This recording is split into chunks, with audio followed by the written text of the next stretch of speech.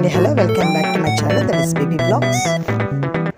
Hi అండి hello, చాలా రోజులు అయిపోయింది నేను కుకింగ్ స్టార్ట్ చేసి ఛానల్లో ఒకటి అప్లోడ్ చేద్దామని. ఇదేం సింపుల్ రెసిపీ ఏనండి, జస్ట్ టాపిక్ లేకుండా చెప్తున్నాను అనుకోబాకండి. It is nothing but egg rice. So egg rice కావాల్సింది ఒక బాండెల్లో కాస్త అన్ని పప్పు దినుసులన్నీ వేసేసాను.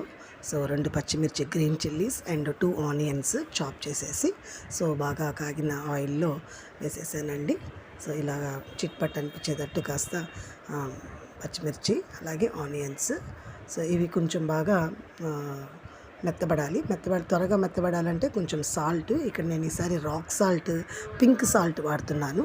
అలాగే టమాటో 1.5 టమాటో చాప్ చేసేసి సో ఇలాగ ఆనియన్స్లో వేసేసాను. పెద్ద స్పెషాలిటీ ఏం లేదు దీంట్లో, జస్ట్ చాలా రోజులు అయిపోయింది కుకింగ్ వీడియో అప్లోడ్ చేసి.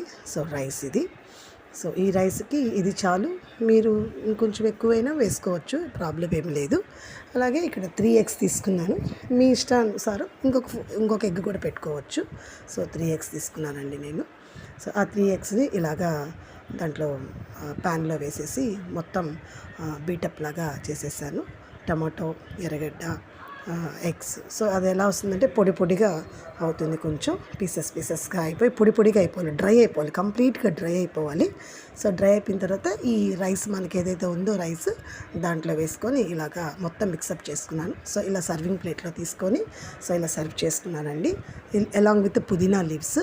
సో మీకు అందరికీ నచ్చే ఉంటుంది ఈ ఎగ్ రైస్, ఒకసారి చెయ్యండి. అలాగే నా ఛానల్ని సబ్స్క్రైబ్ చేయండి. So thanks for watching my channel, please support me. Thank you so much.